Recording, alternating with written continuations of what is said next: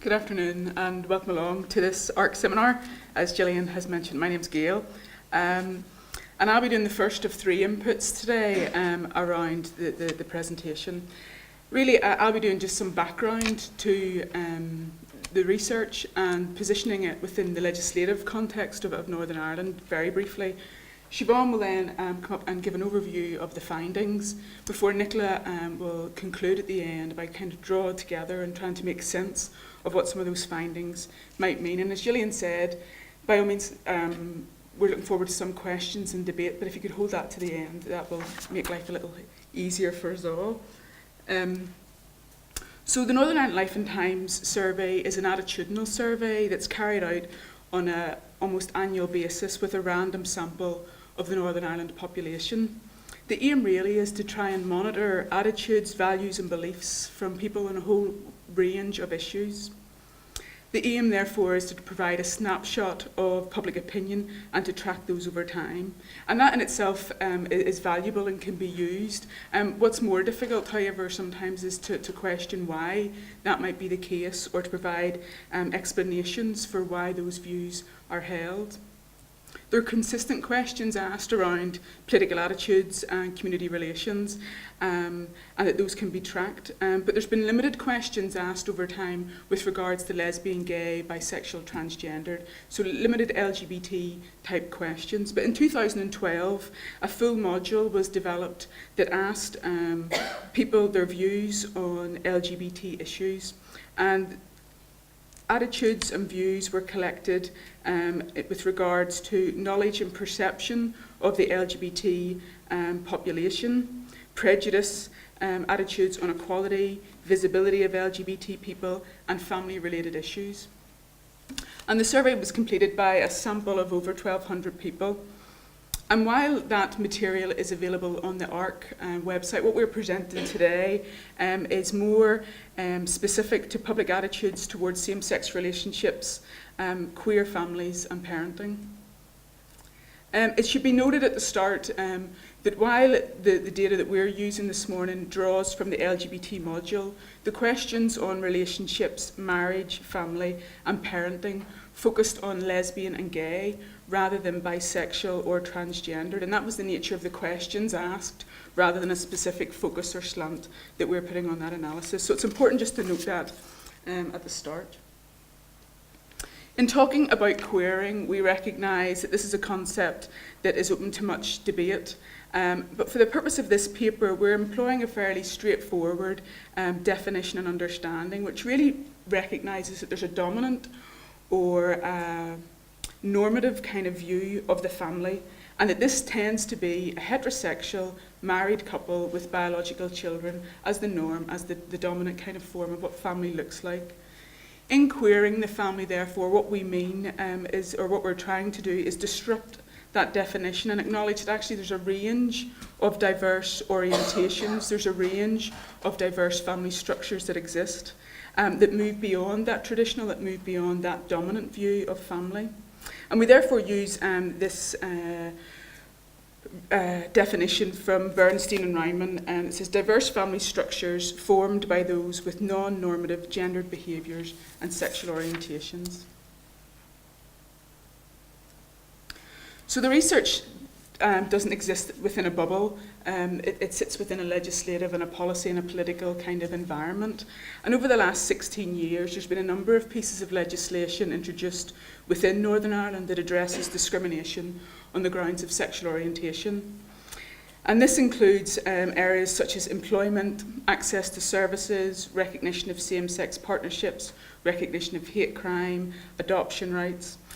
And while matters of employment law and protection for LGBT people have received seemingly little negative kind of political attention, legislation relating to matters of family and partnership law have been regularly contested. And we've seen this just recently with debates around adoption by gay couples.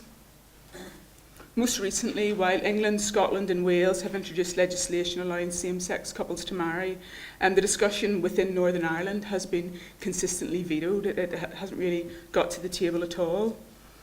And further to this, the sexual orientation strategy that went to public consultation in 2006 that would outline specific action points in relation to achieving equality and challenging discrimination and disadvantage on the basis of sexual orientation is yet to be published.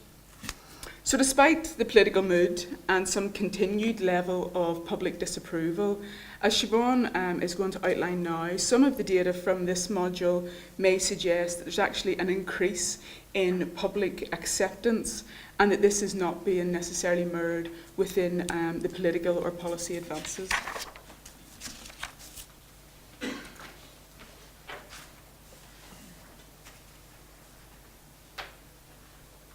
Okay, so as Gail said, primarily the data we're focusing on today relates to public attitudes towards some of the questions around families.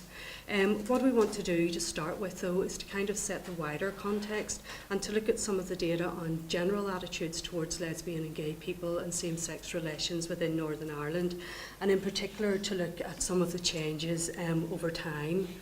As Gillian said at the beginning, public attitude surveys in Northern Ireland have tracked attitudes towards same-sex relations for over 20 years.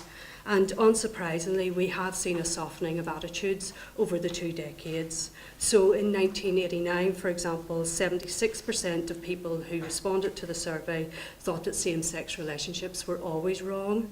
And by 2012, this had decreased to 28% of the survey population. And this more accepting attitude is mirrored in the responses to some of the other questions within the survey around personal prejudice. So in questions that asked people if they would be prejudiced or not prejudiced towards lesbian or gay people, again we find some consistency that around 3/4 of those who responded said that they were not at all prejudiced towards lesbian or gay people. So some consistency in findings around general attitudes, but also on the flip side of that, some consistency in findings among those who show more disapproval. So around about 1/4 of the sample population report less accepting or more prejudicial attitudes. And we're going to talk about that in a bit more detail when we start to think about people who displayed more disapproving or less accepting attitudes. What's important to look at here, though, or what's interesting from the chart we have here, is to think about those who feel that same-sex relationships are always wrong and some of the changes over time.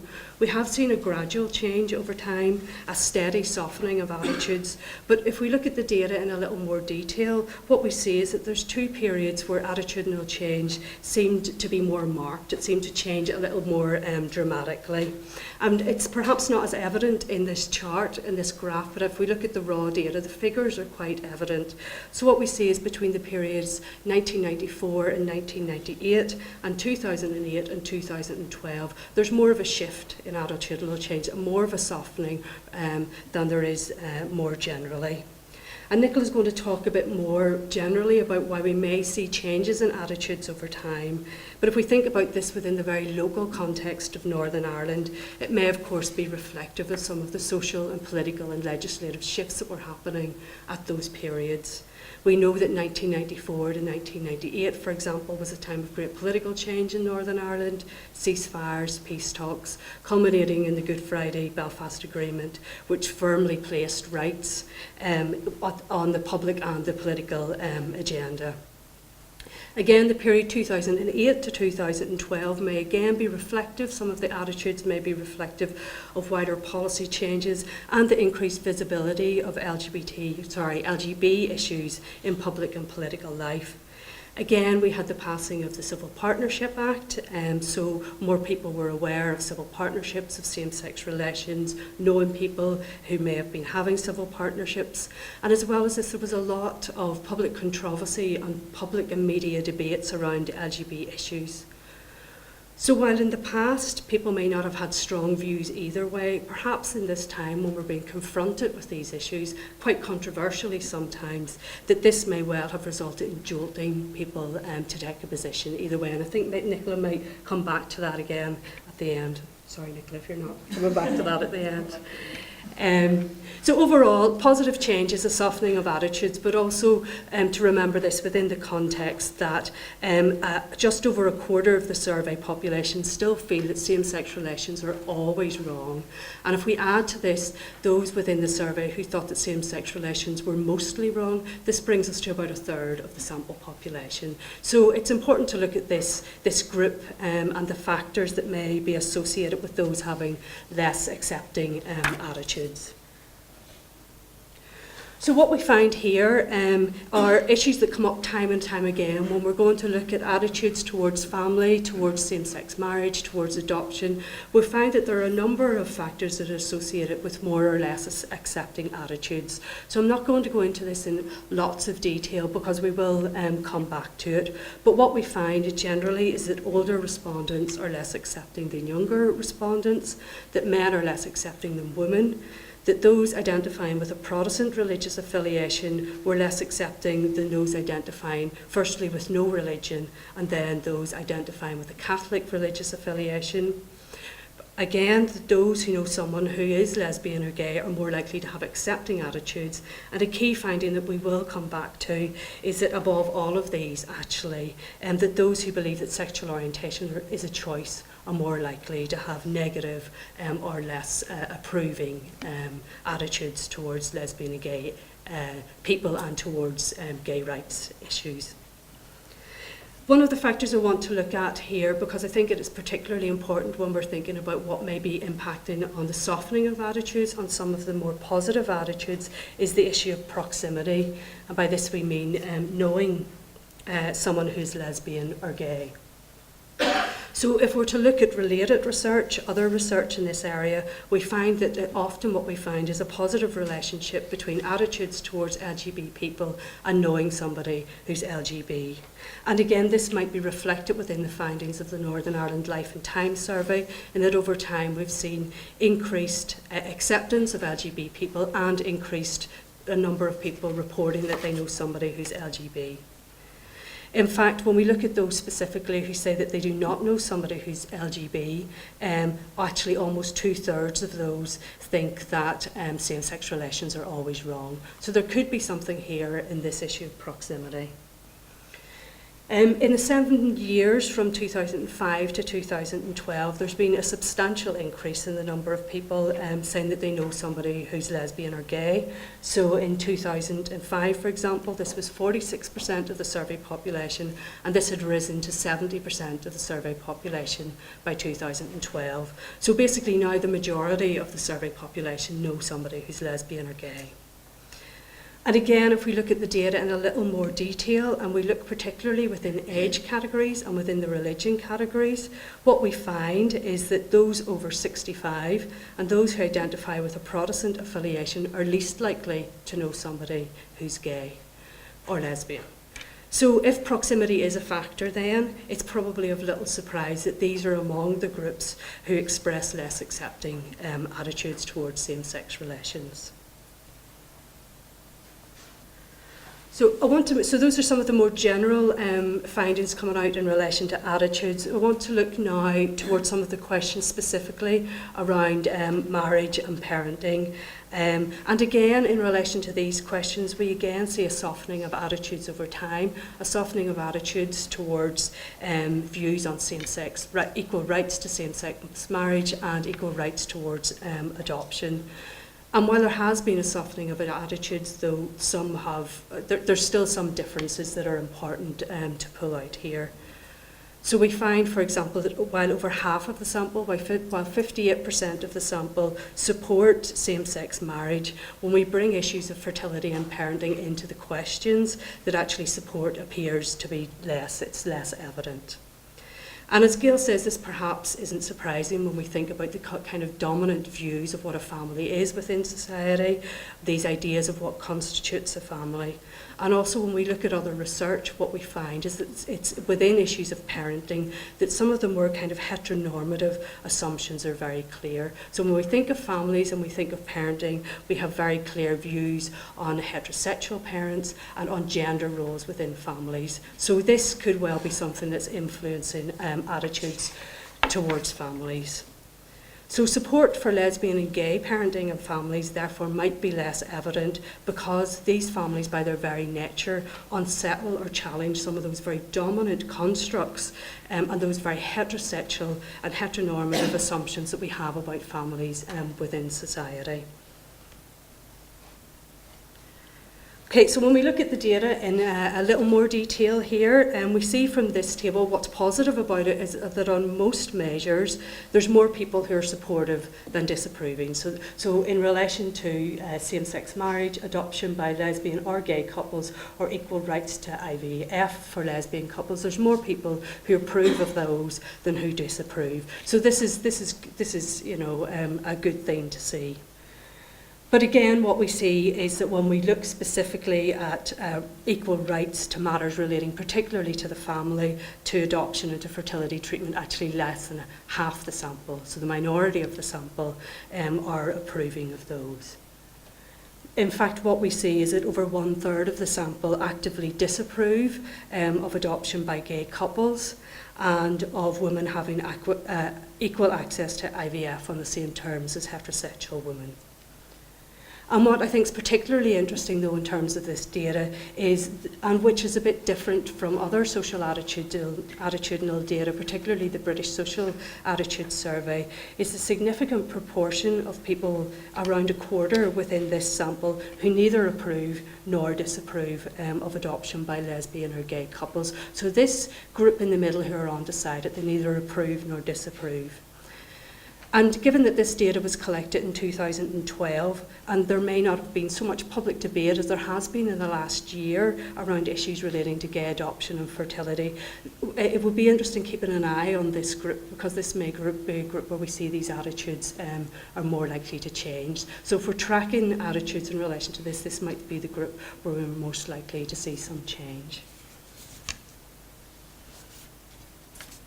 Okay, so as I said earlier, in relation to all of the questions that we looked at, there were a number of factors associated with those who had less supportive or more disapproving attitudes. There was great consistency in all of the questions. So overall, in the questions, generally women were more supportive than men, young people were more supportive than older people, those of no religion were more supportive of those with a religious identification. Those who knew somebody who was lesbian or gay were more supportive than those who didn't.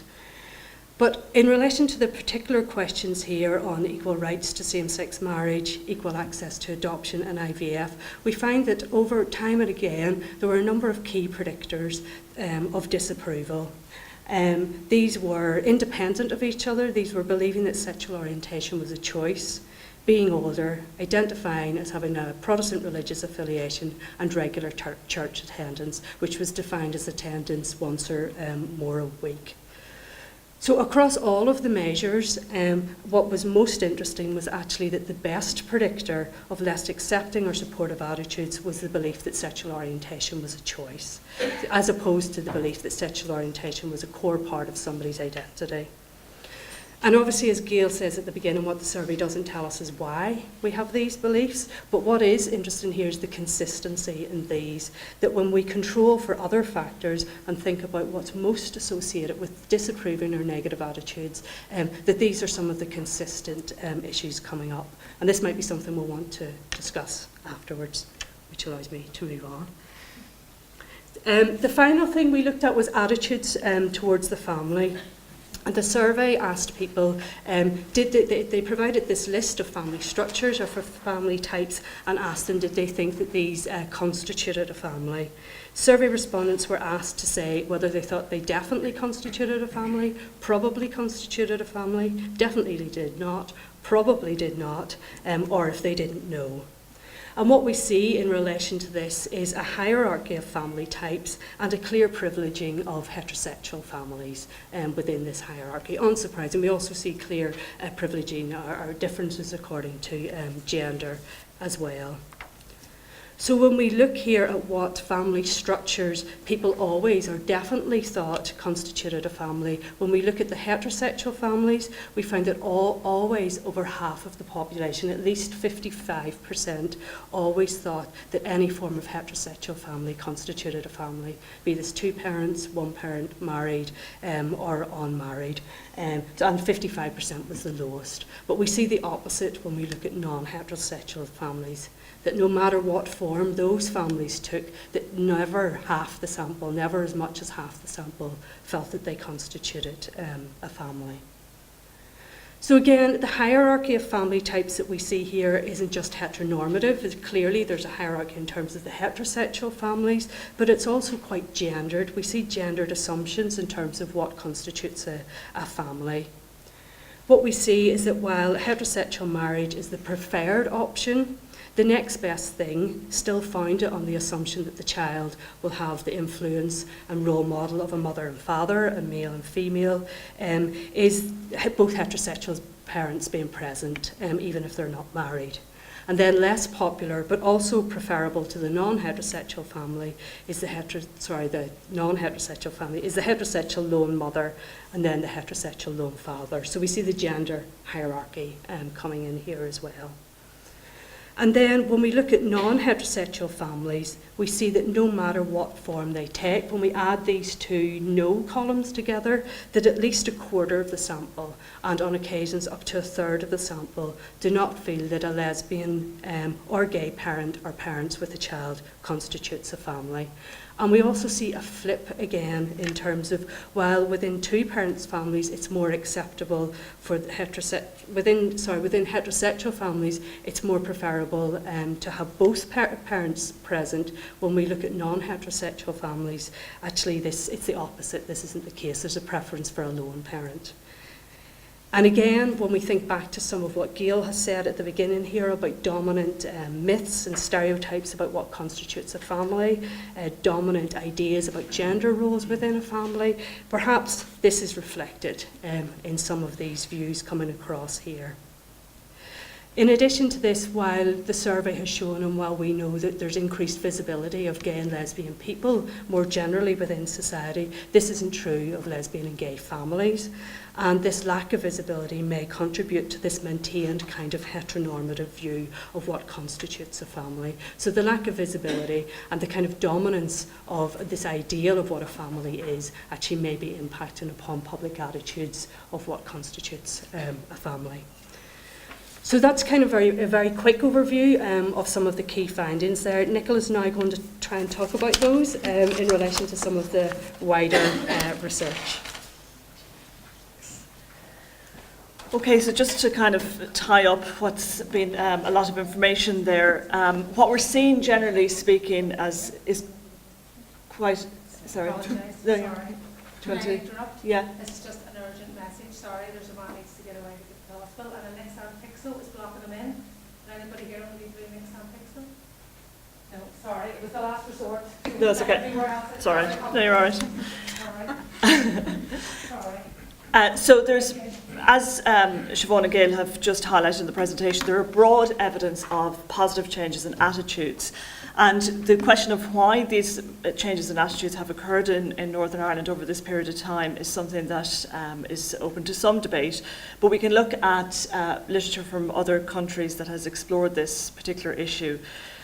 Issues such as generational change, given the fact that older people tend to have more negative attitudes towards LGBT, generational change, i.e. kind of change in the cohort of the population, we would see some change in attitudes.